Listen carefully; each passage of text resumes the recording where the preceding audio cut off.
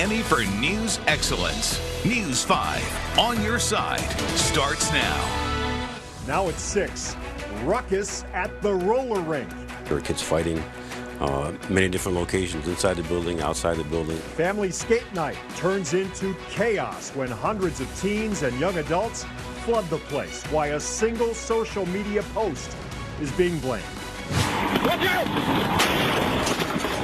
An Ohio trooper forced to jump for his life after yet another driver fails to move over for the flashing lights. And waging another war. Nearly every single state now digging into another tech giant to find out if their domination of the internet constitutes a monopoly.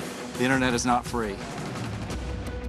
Hundreds of teens and young adults flood a roller rink, prompting fights and vandalism on what was supposed to be a Saturday night for family fun. As News 5's Jordan Vandenberg tells us, the police chief says it was all fueled by a rogue Instagram post. What was supposed to be a family-friendly skate night here on Saturday turned into anything but. Wycliffe's police chief tells me that United Skates of America has been a great neighbor for more than 2 decades, and what happened here on Saturday was out of their control. On Saturday, the general manager for United Skates alerted Wycliffe police when someone not affiliated with the business had essentially hijacked the rink's family skate night event and instead was advertising on Instagram a glow party for teenagers. Nearly 500 people showed up, even after management in the rink's private security turned people away. After 10 o'clock, police say small fights began to break out before the scene eventually devolved into chaos. At one point, an officer's body camera captured the mother of one teen putting a gun in her waistband as she tried to walk inside. Hey, hey, hey! Drop it right now! She was promptly arrested and charged with a misdemeanor because firearms are prohibited in the building. Police Chief Randy Ice says the massive crowd and the unruliness from the crowd was beyond the business's control. The woman that runs the place found out about it. She notified us. She had extra security there. Other than that, I'm not sure what else you can do. Actually, I think if for the environment that she was in, I thought she did very well. She told me I had a conversation with her earlier today. Next week, she plans on having additional security officers there, and hopefully this won't happen again. The general manager for United Skates did not want to appear on camera, but says what happened will not be taken lightly, and the business will be even more vigilant in patrolling social media. The woman who brought a gun inside the building was charged with a misdemeanor because the building prohibits firearms. A juvenile was also arrested on vandalism-related charges. Reporting from Wycliffe, Jordan Vandenberg, News 5. There's new information on a story. The 5 on your side.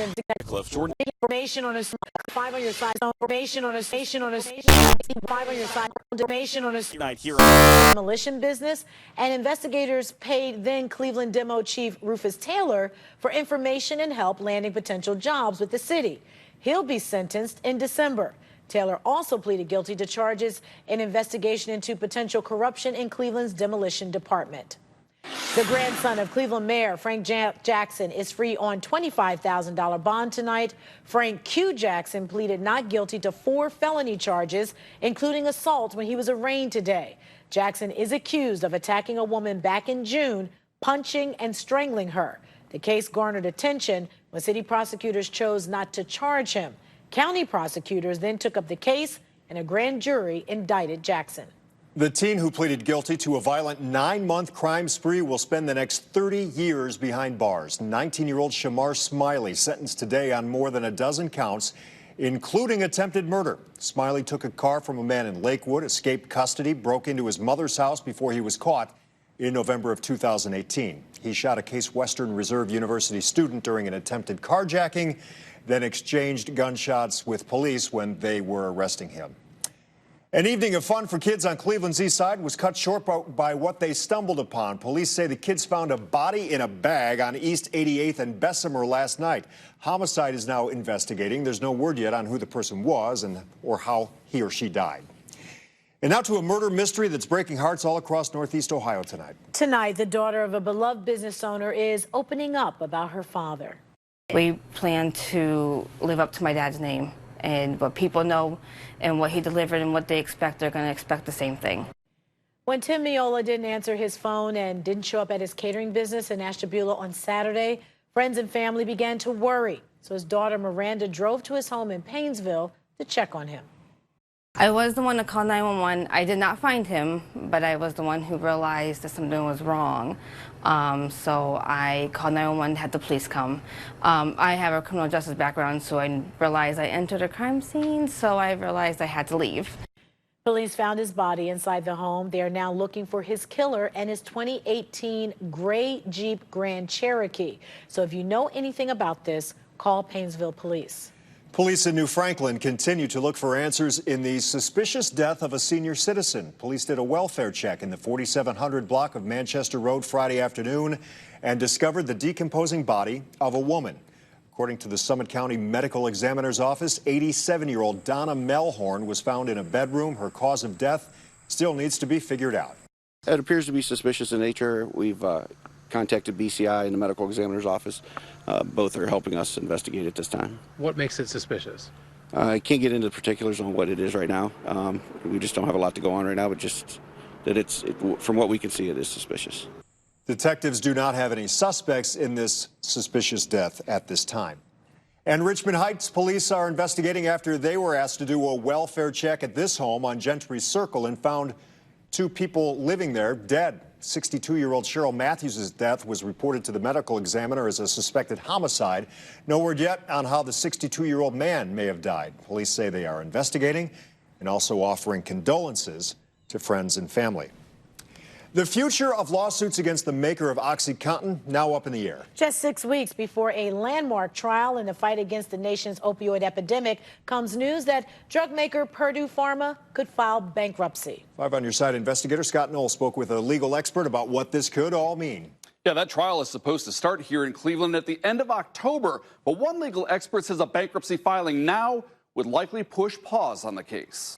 News that drug maker Purdue Pharma could file bankruptcy doesn't surprise Case Western Reserve University law professor Andrew Paulus. It's a natural consequence of facing significant monetary liability in these opioid cases that by all accounts has the potential to exceed the value of the company. The rumors of bankruptcy grew louder over the weekend after negotiations between the privately owned drug maker and states that have sued Purdue Pharma seemed to stall. Nearly every state and about 2,000 counties and local governments, including Cuyahoga and Summit counties, have pending lawsuits against drug companies, distributors, and retailers, hoping to recoup expenses connected to the nation's opioid crisis, which has been linked to more than 400,000 deaths over the last 2 decades. The largest of the trials set to start here in federal court next month. But Paulus says bankruptcy could put the brakes on everything. The whole thing presses pause immediately. Whether at that point the trial can go forward without Purdue, whether at that point the trial Here on Skate.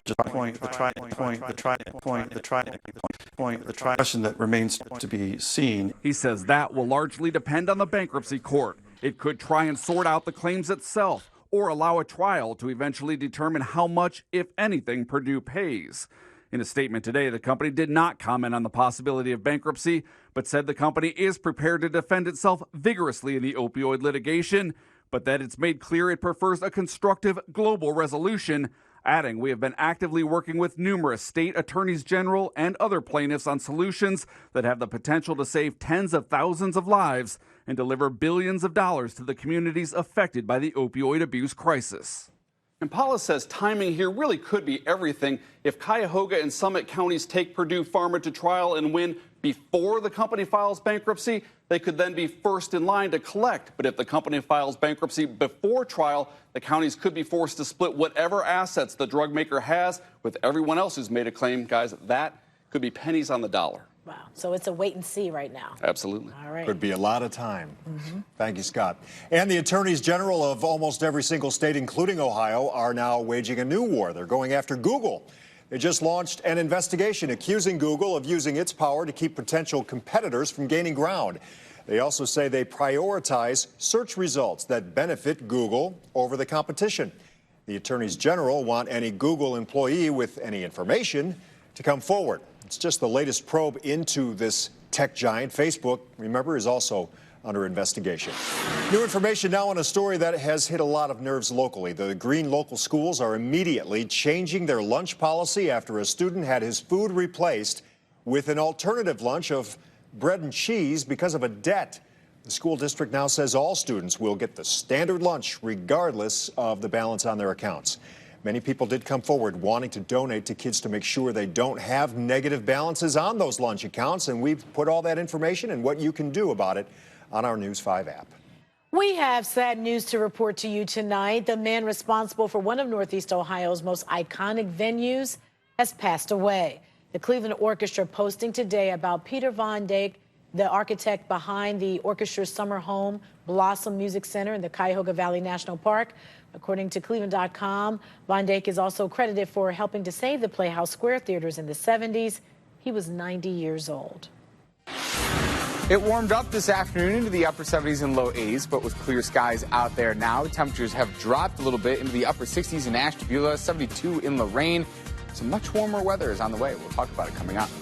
Plus, you know you've seen them, those ads claiming China is trying to invade our power grid. How those behind the ads are linking that idea to a push to overturn Ohio's nuclear bailout. And from corporate competition to trade wars and Mother Nature, farmers are being forced to find a new way to do business. And making their farms a destination is helping them not just to survive, but to thrive.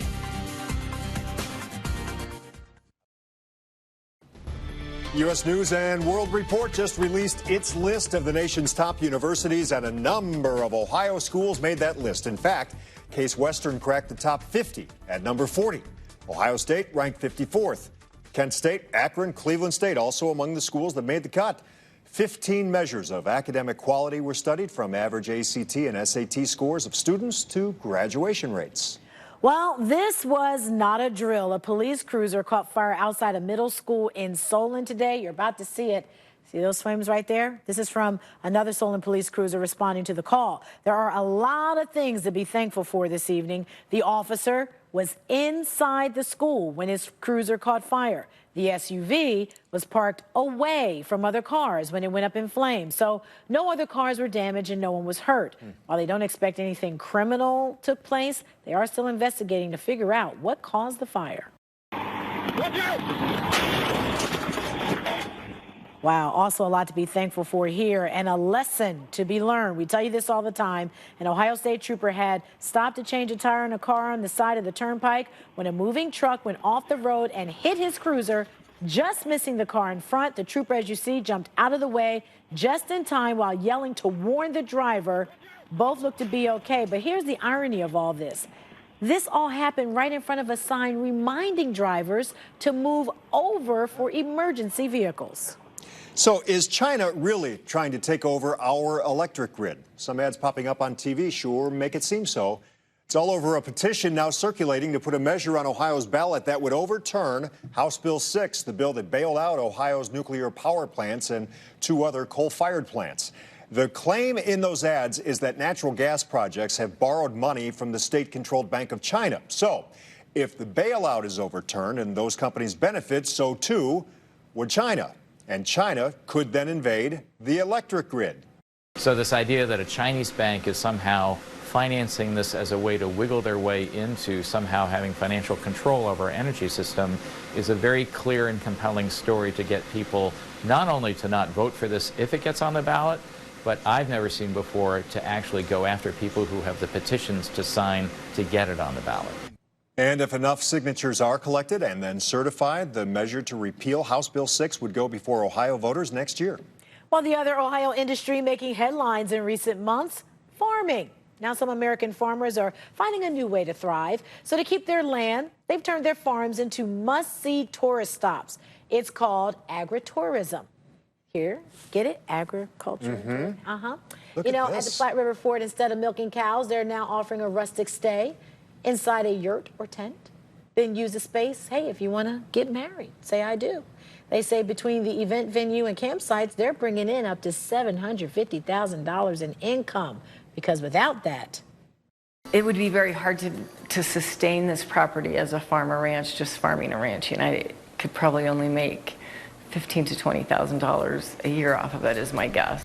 That's a big jump. Other farmers are offering things like pick your own orchards, which we see a lot of here in Ohio, to farm dinners and classes, and even a place to get away for a week or two. One research group says agritourism is expected to reach $10 billion by the year 2024. So they're onto something. I love that yurt sitting in the middle of nowhere. That'd Very be nice. I tried to do a pick your own apple or try to go to a place, and they said that they had to stop doing it because people weren't respecting the apple orchard and were picking too many and letting them drop, or so they're respecting the apple and letting them drop. Tonight here on Skate Night.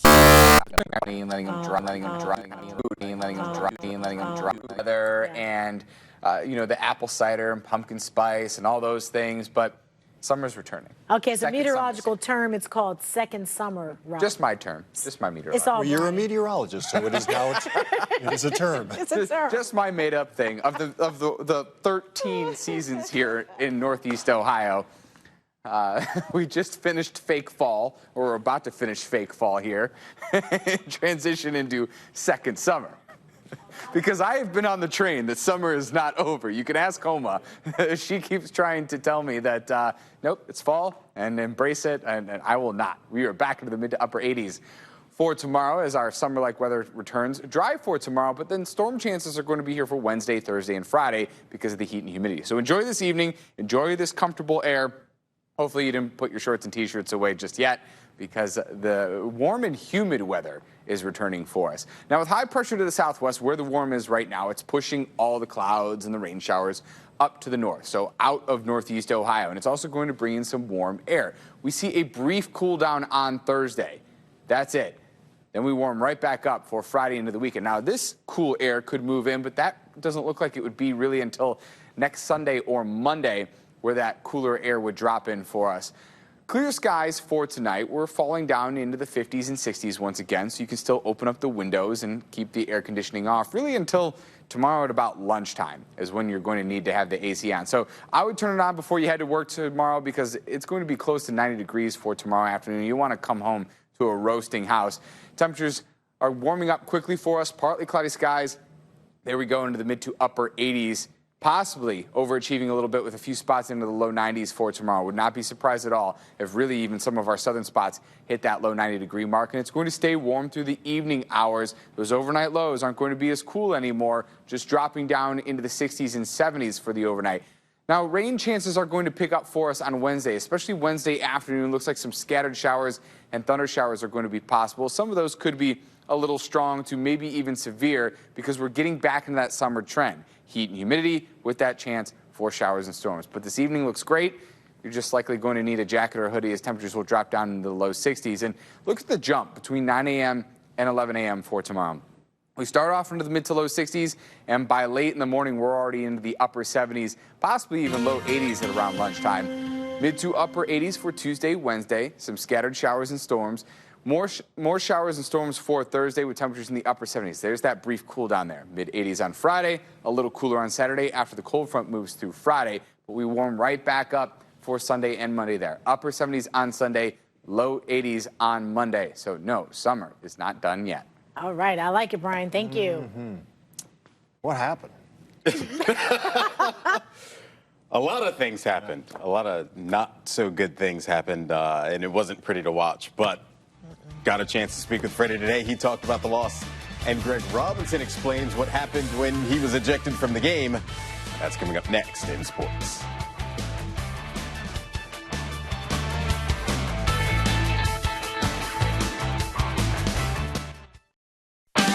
News 5 Sports is sponsored by your local Cleveland, Akron, Canton Volkswagen dealers. Oh, the first news of the day earlier today, Freddie Kitchens was talking about the status of Baker Mayfield, who went down holding his wrist in the second quarter. He would stay in the game, and x-rays were apparently negative, and he is fine. But the Browns weren't fine after the game. A 30-point loss to the Titans. Baker threw 3 interceptions in the game, and the Browns, as a team, committed 18 penalties. Freddie says it's time to look ahead and improve. We're going to continue to make corrections in how we prepared from a discipline standpoint and a lack of composure standpoint. I think that put us in some bad situations that we weren't able to overcome enough of those situations and put us behind in the game and ultimately out of reach because of those things. One of the situations Kitchens is referring to is the ejection to Greg Robinson. Robinson had to leave the game after kicking a Titans player in the head. No word on a punishment from the league as of right now, although a fine is expected rather than a suspension. I hope that's the case. Greg's very remorseful. Doesn't do us any good now. He understands what he did was wrong, and that won't happen again. Something you hate to see. I hurt the team, honestly, and I feel like if I can have it back, I would do things differently. I didn't even know he was falling towards me, but as I hit the ground, I seen him, and yeah, my foot just made contact. I think it looked worse than it was, you know. Greg, it looked pretty bad. So next up for the Browns, they travel to New York for a matchup with the Jets on Monday Night Football next week. Both teams looking for their first win of the season. And, of course, in this game last year, Baker Mayfield got his first career win. Now looking to lead the Browns to their first win of the season. And like Freddie says, it's one game of 16. Yeah. Let's just turn this around. Right. We're going to turn it around. Yeah. We're going to flip it. Yeah. We're going to flip it. So very concerning, though. 18 penalties? Yeah, it was not. And, I mean, and this was an issue that the team has had throughout the preseason. So it's not like it's something that snuck up on us. I mean, that's why they've been running in practice, but they can't run laps during the game. You're exactly